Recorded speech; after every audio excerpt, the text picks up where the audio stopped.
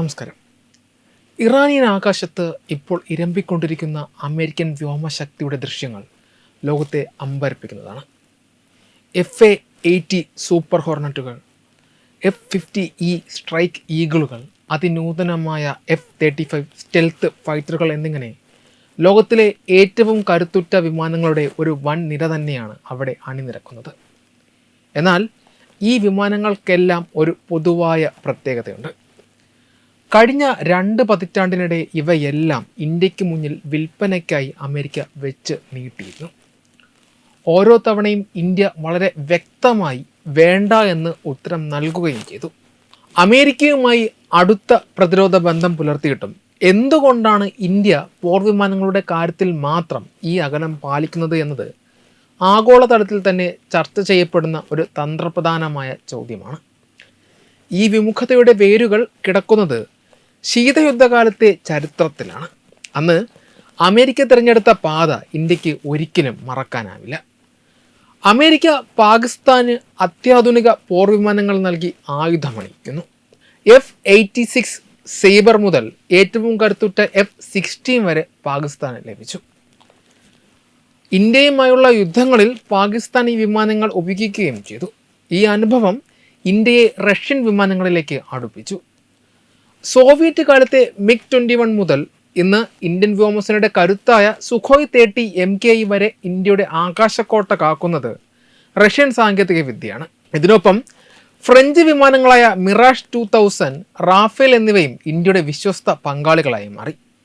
ചുരുക്കത്തിൽ അമേരിക്കയുടെ രാഷ്ട്രീയ തീരുമാനങ്ങൾ ഇന്ത്യയുടെ പ്രതിരോധത്തെ ബാധിക്കാത്ത തരത്തിലുള്ള ഒരു വ്യോമസേനയെയാണ് ഇന്ത്യ ബോധപൂർവം വളർത്തിയെടുത്തത്.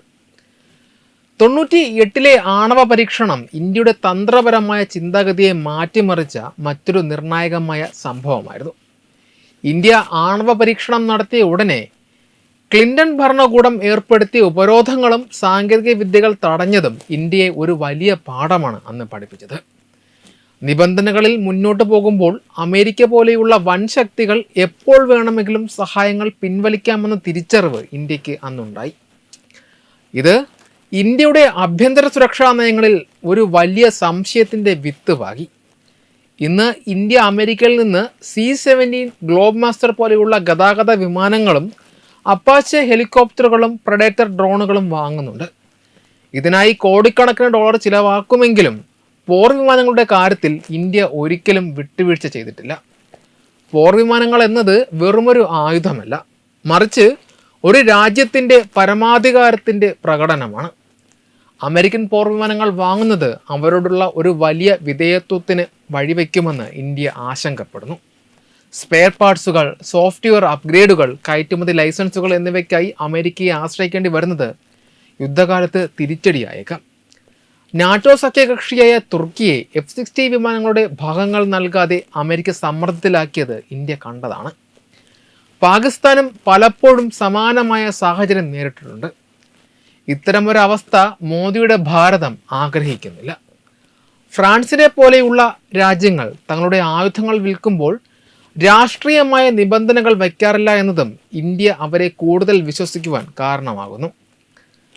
ബാലാക്കോട്ട് വ്യോമാക്രമണത്തിന് ശേഷം നടന്ന ഏറ്റുമുട്ടലിൽ പാകിസ്ഥാന്റെ അമേരിക്കൻ നിർമ്മിത F-16 വിമാനത്തെ ഇന്ത്യയുടെ പഴയ റഷ്യൻ MiG-20 ബൈസൺ ഉപയോഗിച്ച് വെടിവെച്ചിട്ടത് ഈ തർക്കങ്ങളിലെ അവസാനത്തെ ആണിയായി മാറി. അമേരിക്കൻ വിമാനങ്ങളില്ലാതെ തന്നെ തങ്ങൾക്ക് ശത്രുക്കളെ നേരിടാൻ സാധിക്കുമെന്ന് ഇന്ത്യ തെളിയിച്ചു. ഏറ്റവും ഒടുവിൽ അമേരിക്കയുടെ അഭിമാനമായ F-35 വിമാനങ്ങൾ വാഗ്ദാനം ചെയ്തിട്ടും ഇന്ത്യ താല്പര്യം കാണിച്ചില്ല എന്നത് ശ്രദ്ധേയമാണ്. പകരം റഷ്യയുടെ Su-57 സ്റ്റെൽത്ത് വിമാനങ്ങളിലേക്കാണ് ഇന്ത്യ നീങ്ങുന്നത് എന്നാണ് സൂചനകൾ. എത്രയൊക്കെ ഉപരോധ ഭീഷണികൾ നേരിട്ടാലും സ്വന്തം ആകാശത്തിൻ്റെ താക്കോൽ മറ്റൊരാൾക്ക് വിട്ടുകൊടുക്കില്ല എന്ന ഇന്ത്യയുടെ ഉറച്ച തീരുമാനമാണ് പോർ വിമാനങ്ങളുടെ കാര്യത്തിൽ പ്രതിഫലിക്കുന്നത്.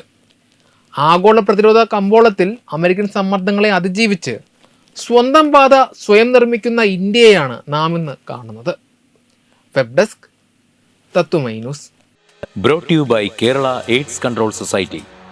HIV AIDS സംബന്ധമായ സംശയങ്ങൾക്ക് 1097 എന്ന 24 മണിക്കൂറും പ്രവർത്തിക്കുന്ന ടോൾ ഫ്രീ നമ്പറിലേക്ക് വിളിക്കുക. വാട്സാപ്പിലും ഫേസ്ബുക്കിലും ഒക്കെ സ്റ്റാറ്റസ് അപ്ഡേറ്റ് ചെയ്യാറുണ്ടല്ലോ. HIV സ്റ്റാറ്റസോ HIV പിടിപെടാനുള്ള സാഹചര്യങ്ങളിൽ കൂടി അറിഞ്ഞോ അറിയാതെയോ കടന്നു പോയിട്ടുണ്ടാവാം. എന്ത് തന്നെയായാലും മുൻകൂട്ടി പരിശോധിച്ച് HIV സ്റ്റാറ്റസ് അറിയൂ. സൗജന്യ HIV പരിശോധനയും കൗൺസിലിങ്ങും ആരോഗ്യ കേന്ദ്രങ്ങളിൽ പ്രവർത്തിക്കുന്ന ICTC അഥവാ ജ്യോതിസ് കേന്ദ്രങ്ങളെ സമീപിക്കുക. നിങ്ങളുടെ സ്റ്റാറ്റസ് എന്തായാലും വിവരങ്ങൾ രഹസ്യമായി സൂക്ഷിക്കുന്നതായിരിക്കും.